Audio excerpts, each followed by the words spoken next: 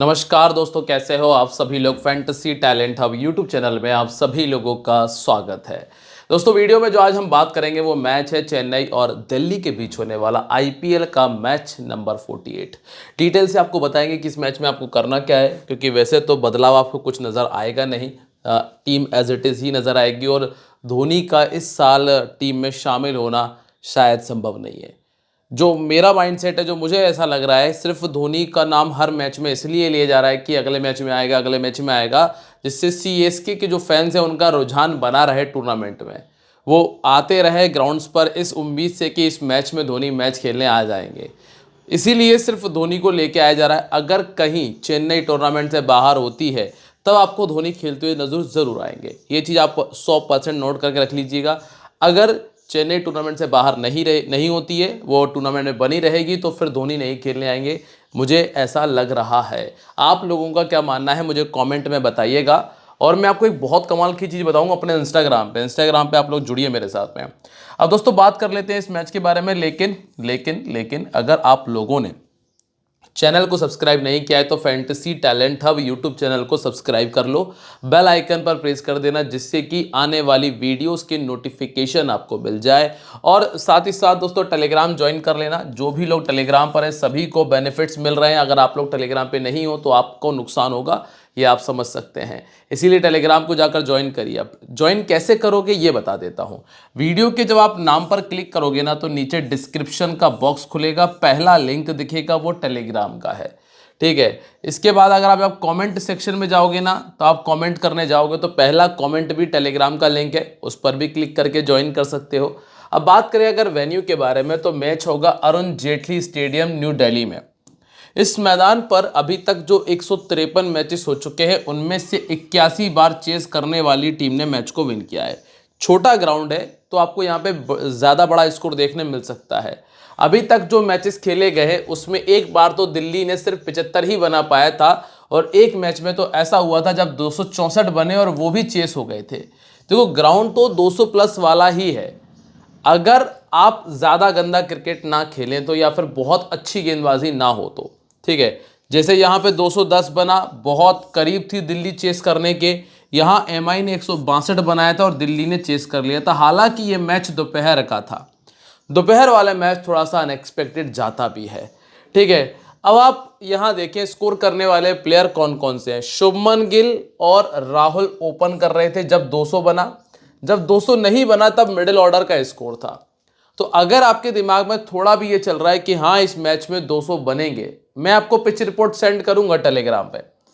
आप जब टेलीग्राम पे देख लोगे कि हाँ विकेट 200 वाला है, तो आप टॉप ऑर्डर के प्लेयर को टीम में रख लीजिएगा एज अ वाइस कैप्टन या फिर as a captain.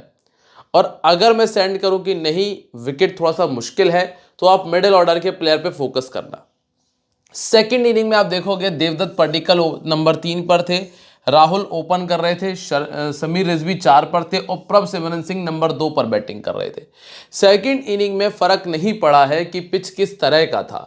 Second inning में टॉप ऑर्डर ने अच्छी बैटिंग की है, तो टॉप ऑर्डर आपके लिए ज़रूरी होगा, खास तौर से सेकंड इनिंग के अंदर। तो अगर हम कैप्टनसी के बारे में विचार कर रहे हैं, तो जो टीम सेकंड बैटिंग करेगी ना, उसकी टॉप ऑर्डर को हम कैप्टन बना सकते हैं, क्योंकि वहां चांसेस ज़्यादा हैं अच्छे स्कोर के। अब दोनों टीमों के टॉप ऑर्डर अगर आप देखोगे तो एक तरफ आपको निशांका और राहुल मिलते हैं, तो राहुल सेफ चॉइस मानते हैं हम। दूसरी तरफ से सैमसन और गायकवाड़ मिलते हैं, जिनमें से हम सैमसन को ज़्यादा सेफ मानते हैं। तो कुल मिलाकर हमें दो चॉइस तो वैसे मिल रही हैं। अब अगर हम यहाँ बात करें पावर प्ले की, देखो ये वाला मैच तो बहुत ही ज़्यादा अनएक्सपेक्टेड था, तो इसको तो छोड़ दीजिए। इसके अलावा देखोगे तो 68 पर 1, 41 पर 2 और 68 पर 1 का स्कोर हमने देखा। यहाँ सेकंड इनिंग में आप देखोगे तो 65 पर 1, 63 पे 0, 42 पर 2 और 116 पर 0। तो भैया अगर बैटिंग विकेट है तो 50 रन बहुत इजीली क्रॉस हुआ है, बहुत इजीली क्रॉस हुआ है। जब थोड़ा सा बॉलिंग विकेट आया था तब 40 के आसपास का हमने देखा था। तो ये चीज़ आपको समझनी है। अब अगर हम फास्ट बॉलर और स्पिनर्स की बात करें, तो देखो दिल्ली में आपको फास्ट बॉलर्स के विकेट ज़्यादा नजर आएंगे। यहाँ पर भी 3 विकेट फास्ट बॉलर्स के थे, यहाँ 9 थे, यहाँ 6 हैं और यहाँ पर 6 विकेट है। स्पिनर्स को टोटल अगर आप काउंट करोगे तो 2, 3, 6, 9 और 12 विकेट, मतलब टोटल हर मैच में 3 विकेट से ज़्यादा विकेट स्पिनर को नहीं मिले। तो अगर आपको स्पिनर रखना है तो इस स्थिति में रखिएगा स्पिनर, या तो दोनों टीमों में कुछ ऐसे प्लेयर्स हो जो स्पिन ना खेल पाते हो, तब आप स्पिनर्स को रखें, या फिर कोई क्वालिटी स्पिनर हो, बहुत ज़्यादा क्वालिटी स्पिनर तो एक अलग बात है, जिसको आपको लग रहा है कि हाँ 2 विकेट तो आ ही जाएंगे, तो हम वहाँ जा सकते हैं। जैसे कि नूर अहमद से हम उम्मीद करते हैं कि हाँ वो 2 विकेट निकाल सकते हैं, कुलदीप से हम उम्मीद करते हैं, तो ये वो प्लेयर है जिन पे फोकस कर सकते हो, बाकी स्पिनर की तब ज़्यादा भागने की ज़रूरत नहीं है। अब हेड टू हेड अगर देखोगे तो चेन्नई ने पिछले मैच में 212 बनाया था, जो दिल्ली नहीं बना पाया। सैमसन का 115 था, आयुष महात्रे का 59, अंशुल कंबोज के 3 विकेट थे और जेमी ओवर्टन के 4 थे। यहाँ ट्रस्टिन का 60 और निशांका के 40 थे। राहुल 77, अभिषेक 33, विप्रज 2, शंकर तो खैर टीम में नहीं है, ना ही धोनी है, ना ही खलील अहमद खेल रहे हैं। तो ये मैच को छोड़ दीजिए, इस मैच पे थोड़ा सा दिमाग लगा लीजिएगा। अब आप इनका संभावित 11 देखें। देखो टीम में बदलाव तो अब कुछ भी नहीं होगा, क्योंकि लास्ट मैच बहुत अच्छा जीती ये टीम, ठीक है। तो टीम आपको एज इट इज नजर आएगी, ज़्यादा कुछ बदलाव मुझे लग नहीं रहा है। हाँ, नायर के स्थान पे अगर चाहे तो पोरेल को खिलाया जा सकता है, करुण नायर के स्थान पे, ठीक है, जो इम्पैक्ट प्लेयर के तौर पे आपको दिख रहे हैं। अब इस मैदान के ऊपर अगर आप रिकॉर्ड देखो तो केएल राहुल ने 12 मैच खेलकर 500 रन बनाए हैं, एवरेज 50 का है और 3 बड़े स्कोर ये बना चुके हैं। मतलब एक बड़ा स्कोर बनाने के लिए लगभग 4 इनिंग का इस्तेमाल ये कर रहे हैं इस मैदान के ऊपर। पतुम निशंका का इस मैदान पर 50 नहीं आया। नीतीश राणा 9 मैचेस में मात्र 19 का एवरेज है और एक 50 बनाने के लिए लगभग 4 से 5 इनिंग का इस्तेमाल ये कर रहे हैं। इसके बाद समीर रिजवी का इस मैदान पे 3 मैचेस में 90 रन है, एकमात्र बड़ा स्कोर इन्होंने वही बनाया था। ट्रस्टिन स्टेप्स का 13 मैचेस में 288 रन और एक बार ये 50 कर चुके हैं। इसके बाद अक्षर पटेल 29 इनिंग 250, मतलब 14 इनिंग के बाद में एक 50 इनके बैट से आया है। और आशुतोष शर्मा 4 इनिंग में 41 रन इन्होंने किया है। अब बॉलिंग की अगर हम चर्चा करें तो अक्षर पटेल के पास में सिर्फ 23 विकेट हैं, क्योंकि हम जानते हैं कि इस मैदान पर स्पिनर्स का रोल बहुत बड़ा नहीं है, इसलिए स्पिनर्स को ज़्यादा विकेट मिले भी नहीं।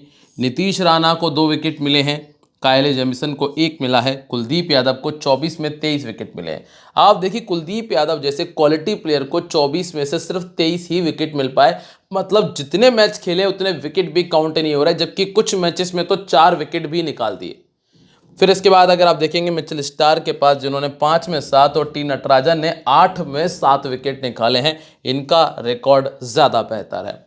अब आप पहला नाम देखेंगे निशांका का, शुरू के 3 मैचेस में 40 प्लस और यहाँ 62 का स्कोर है। देखो टोटल जो 7-8 मैचेस खेले हैं उनमें से 50% मैचेस में बढ़िया बैटिंग की है, तो निशांका आपके लिए एक बेटर चॉइस है। निशांका को आप रखिएगा स्मॉल लीग में स्पेशली। अब यहाँ ना पहले बैटिंग करते हुए इन्होंने ज़्यादा अच्छा खेला है, 31 का बैटिंग एवरेज है। और कमजोरियों की बात करेंगे, वैसे तो राइट आर्म मीडियम को विकेट दे जाते हैं, 19 का एवरेज है राइट आर्म मीडियम के सामने और 12 बार आउट हो गए 140 गेंदों में। अंशुल कंबोज है, इस तरह की गेंदबाजी करते हैं। Mukesh Choudhary left arm medium है, यहाँ गलती से लिखा है। लोकेश राहुल की हम बात कर रहे हैं। देखो लोकेश राहुल ऑरेंज कैप की दौड़ में है, तो यहाँ आपको दिमाग वैसे भी नहीं लगाना है, हमने पीछे ही डिस्कस किया था। तो केएल राहुल चाहे 0 बनाए, चाहे 50 बनाए, 100 बनाए, आपके हर एक ओपोनेंट की टीम में होगा, और तो और कैप्टन या वाइस कैप्टन भी होगा। तो राहुल तो टीम में है, तो राहुल के बारे में विचार इतना विमर्श बनता नहीं है। देखो जो प्लेयर ऐसे हैं जिनके बारे में विचार विमर्श बन रहा है, हम उनके बारे में ज़्यादा डिस्कस करेंगे। यहाँ अगला नाम बनता है नीतीश राणा का। नीतीश राणा ने 31, 91, 57 3 बड़े स्कोर बनाए हैं, 5, 0, 15 1 नहीं बनाया। लेग स्पिन इनको बहुत दिक्कत देता है, ध्यान रखिएगा, लेग स्पिनर अगर इनके सामने आए तो ये आउट हो जाते हैं। हालांकि सामने वाली टीम पे कोई लेग स्पिनर नहीं है, वहाँ इस्तेमाल कर सकते हैं नूर अहमद का। तो नूर अहमद के पास ये चांस होगा कि आप नीतीश राणा को आउट कर दो, ठीक है। राइट आर्म ऑफ स्पिन भी नहीं खेल पाते हैं, लेफ्ट आर्म फास्ट बॉलिंग के सामने भी दिक्कत है। पहले बैटिंग करते हुए 4 बार 50 से ऊपर का स्कोर है। हालांकि ये कह सकता हूं कि लगभग 20 से 30 के आसपास का स्कोर आपको नीतीश राणा से मिल जाएगा, ठीक है। इसके बाद है करुण नायर। करुण नायर अभी उतनी बेहतर फॉर्म में नजर नहीं आए, इसलिए करुण नायर को मैं इग्नोर करके चल रहा हूँ आगे। नंबर 5 पे आपको मिलते हैं समीर रिजवी, जिन्होंने स्टार्टिंग के 2 मैचेस में स्कोर किया था, फिर इनके बैट से ज़्यादा कुछ खास आया नहीं है। हाँ, स्थिति ये बनी है, या तो स्कोर बना है 40 प्लस, या फिर डबल डिजिट भी टच नहीं किया है।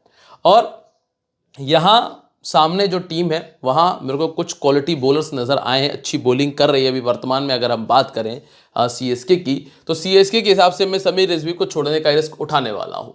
अक्षर पटेल, देखो अक्षर पटेल आपके लिए रिस्की पिक है, बहुत बड़ा रिस्क पिक है। क्यों कारण है? देखो वैसे तो 3-4 ओवर डाल जाएंगे, कम से कम 3 और मैक्सिमम 4 ओवर डाल सकते हैं, लेकिन एक समस्या है, और वो समस्या पता है क्या? कि यहाँ स्पिनर को विकेट नहीं मिले। अगर इक्का दुक्का विकेट मिलते हैं तो ही बेनिफिट होगा बैटिंग से। इस सीज़न में अगर आप देखेंगे तो ऐसा कुछ किया नहीं है इन्होंने। आप देखें यहाँ 0, यहाँ 2 रन 26 एक मैच में बनाया था, और बाकी डबल डिजिट भी टच नहीं किया है। तो हाल फिलहाल में स्ट्रगल ज़्यादा चल रहा है। अक्षर पटेल को आप चाहो तो छोड़ सकते हो, और लेना रिस्क है। अगर रख रहे हो तो रिस्क है, छोड़ना रिस्क नहीं है। इसके बाद स्टब्स, देखो स्टब्स का बैटिंग डाउन ना वो परेशान करता है, जो बैटिंग डाउन है ना वो दिक्कत करता है, क्योंकि क्लियर नहीं है कि किस नंबर पर बैटिंग करने आएंगे। इसलिए स्टब्स हमेशा रिस्की चॉइस में जीएल पिक में ही शामिल हो सकते हैं, क्योंकि आप तय नहीं कर पाओगे कि 3 तो खैर कभी नहीं खेलेंगे, 4, 5, 6 3 नंबर पर आपको कभी भी बैटिंग करने मिल सकते हैं। अगर सेकंड बैटिंग कर रहे हैं 6 नंबर तक भी, 5 नंबर तक भी बैटिंग ना आए, वो भी होता है कई बार। कई बार ऐसा होगा कि पहले बैटिंग कर रहे हैं 4 नंबर पर भेज दिया जाए। तो सही चीज़ ये है कि अगर टीम पहले बैटिंग कर रही है तो ट्राई कर लो, क्योंकि फिर बैटिंग के चांस बढ़ जाते हैं इनकी। इसके बाद आशुतोष शर्मा की तरफ अभी दिमाग मत लगाओ, क्योंकि इनका डाउन 6 नंबर फिक्स है। ठीक है। कुलदीप यादव स्ट्रगल कर रहे हैं इस सीजन के अंदर। अगर आप देखोगे 2 विकेट से ज़्यादा नहीं आए, और चेन्नई के सामने तो और नहीं आया, क्योंकि वहाँ कुछ प्लेयर ऐसे हैं जो स्पिन को बहुत अच्छा खेलते हैं। इसीलिए चेन्नई में के सामने कुलदीप यादव एक रिस्की पिक है। टी नटराजन और मिचेल स्टार्क, ये 2 ऐसे प्लेयर हैं जो अच्छा कर सकते हैं, क्योंकि आप यहाँ पे देखोगे इन्होंने 10 विकेट इस टीम के सामने पहले भी निकाले हैं, और काइले जेमिसन 23 में 25 विकेट इनके पास है। और अंतिम जो नाम आपको मिलता है वो है मिचेल स्टार्क का, जिन्होंने 3 विकेट निकाले थे और इस टीम के सामने पहले 11 विकेट निकाल चुके हैं। तो ये जो दिल्ली की टीम है यहाँ पर आकर थोड़ी सी क्लोज होती है। अब हम बात करेंगे चेन्नई के बारे में। चेन्नई की तरफ से जो आपको संभावित 11 में पहला नाम मिलता है वो है संजू सैमसन और ऋतुराज गायकवाड़ का। अच्छा, आज का जो हमारा फ्री गिव अवे का जो सवाल है वो आप लोगों से पूछ लिया जाए तो कैसा रहे। तो दोस्तों आप मुझे ये बता दीजिए कि संजू सैमसन इस मैच में कितने फैंटेसी पॉइंट्स करके देने वाले हैं। और एक और सवाल जो बहुत इजी रहेगा कि पहला विकेट से सीएसके का पहला विकेट कितने रनों पर गिरेगा। ये 2 सवालों के जवाब अगर आपके सही होते हैं तो आप हमारे फ्री गिव अवे के विनर बन सकते हैं। ठीक है। Urvil Patel, Shivam Dube, Dewald Brevis, Kartik Sharma, Jamie Overton, Prashant Veer, Anshul Kamboj, Mukesh, Noor और गुरजपनीत आपको मिल जाने वाले हैं।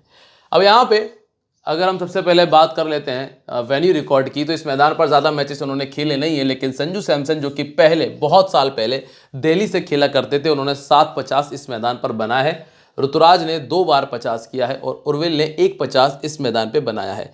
गेंदबाजी ज़्यादा की नहीं है, लेकिन हाँ नूर ने 2 मैच खेले, दोनों में विकेट निकाले हैं। अब पहला नाम है ऋतुराज का, जो कि पिछले 2 मैचेस में थोड़े फॉर्म में नजर आए हैं, तो ऋतुराज आपके लिए जगह बना लेते हैं। लेफ्ट आर्म फास्ट बॉलिंग के सामने थोड़ी दिक्कतें आती हैं इनको। लेफ्ट आर्म फास्ट बॉलर अगर आप देखोगे तो स्टार्क है वहाँ पे, तो मिचेल स्टार्क बहुत बड़ी समस्या बन सकते हैं ऋतुराज के लिए। और इसके अलावा अक्षर पटेल 2 बार आउट कर चुके हैं 40 गेंदों में, वो इतनी बड़ी दिक्कत नहीं है। अब यहाँ बनता है कि कैसे रिस्क लिया जाए। अगर हम डोमिनेंट मानते हैं कि मिचेल स्टार्क अच्छा कर जाएंगे, तो फिर आप ये मानकर चलिएगा कि विकेट जो है ना वो निकाल देंगे मिचेल स्टार्क। तो मिचेल स्टार्क के भरोसे आप ऋतुराज को छोड़ सकते हो, ये रिस्क हम उठा सकते हैं स्मॉल में भी, जीएल में भी, क्योंकि वो प्लेयर है सामने वाली टीम में और पहला ही ओवर डालेगा। फिर आपको मिलते हैं संजू सैमसन जो कि 51 का एवरेज मेंटेन करते हैं इस टीम के सामने, और अक्षर पटेल ने 2 बार आउट किया है, लेकिन हाल फिलहाल में ये मेरी टीम में रहेंगे और तो कैप्टन वाइस कैप्टन रहेंगे। उर्विल पटेल अच्छा प्लेयर है, अच्छा हिटर मैं मानता हूँ इनको। उर्विल पटेल मैं टीम में रख के चलूंगा, क्योंकि मैं जानता हूँ ये किस तरह की हिटिंग एबिलिटी रखते हैं, इसलिए उर्विल पटेल चाहे कुछ ना करें पर टीम में है। फिर आते हैं शिवम दुबे स्पिन को अच्छा खेलते हैं, लेकिन दिल्ली के सामने वो कारनामा नहीं कर पाए। एवरेज 21 का है, 4 50 किए और चारों 50 पहले बैटिंग करते हुए किए। अगर मुझे शिवम और उर्विल में से किसी एक को रखना पड़े ना, तो मैं फिर भी उर्विल की तरफ ही जाना चाहूँगा। भले चाहे उर्विल ने ऐसा कुछ खास किया ना हो, लेकिन उर्विल पर मुझे इतना ट्रस्ट है कि अगर वो खड़े रहे तो फिर वो बहुत तेज खेल कर जाएंगे। इसके बाद अगला नाम है डिवॉल्ट ब्रेविस का। दोस्तों 9 लुक शॉट में ये बंदा हर मैच में आउट हो रहा है, 9 लुक शॉट खेलता है, हर मैच में अपना विकेट गंवा के जाता है, शर्मिंदा कर रहा है खुद को भी और टीम को भी। अभी 9 लोग छोड़ के थोड़ा गेंद को देख के खेलना शुरू करें तो फायदा होगा। हालांकि प्लेयर कमाल है, आप देख सकते हैं 43 का एवरेज है, 5.50 पहले बैटिंग करते हुए किया। अभी तक ऐसा कुछ खास रहा नहीं है। जो पहले मैच में 41 आए थे वो भी स्ट्रगल भरे थे, स्लो खेले थे उसमें भी। इसके बाद है कार्तिक शर्मा। कार्तिक शर्मा का पिछले मैच का 50 काफ़ी स्लो था, बहुत स्लो था।